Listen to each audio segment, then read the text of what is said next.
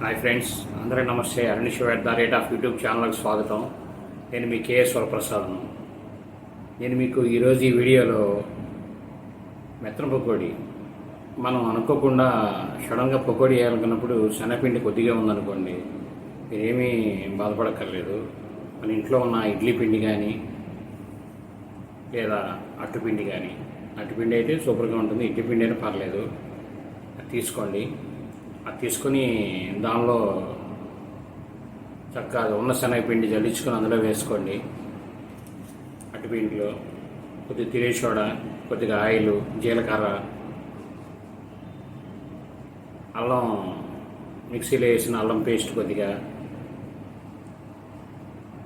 మొత్తం వేసి పచ్చిమిరకాయ ముక్కలు వేసుకొని బాగా కలపండి. కరివేపాకు, కొత్తిమీర సన్నగా తరిగి ఇవన్నీ మొత్తం వేసి కలర్ కావాలంటే ఫుడ్ కలర్ లెమన్లో కొద్దిగా వేసుకోండి. లేదనుకోండి ఒక చెంచా 2 చెంచాలు గోధుమ పిండి వేసుకోండి కలర్ కోసం. వేసి బాగా కలపండి. కలిపి వేయండి, మీకు మెత్తన పకోడీ రెడీ అవుతుంది. శనగపిండితో పని లేదు మీకు, ఇది గ్యాస్ ట్రబుల్ కూడా ఉండదు మీకు. ఇలా ట్రై చేసి చూడండి. ఇడ్లీ పిండితో కూడా, ఇడ్లీ పిండి అవసరం ఉండదు, ఎక్కువ అట్టు ఉంటుంది, అట్టుపిండి ఉంటుంది, కానీ అట్టుపిండితో సూపర్గా వస్తుందండి.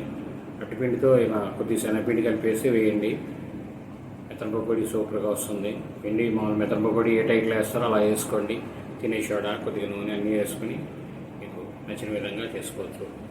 ఈ వీడియో మీరు పూర్తిగా చూసినందుకు ధన్యవాదాలు. మేము మరిన్ని వీడియోలు చేయడం కోసం లైక్ చేయండి, షేర్ చేయండి, తప్పకుండా సబ్స్క్రైబ్ చేసుకోండి మీరందరూ.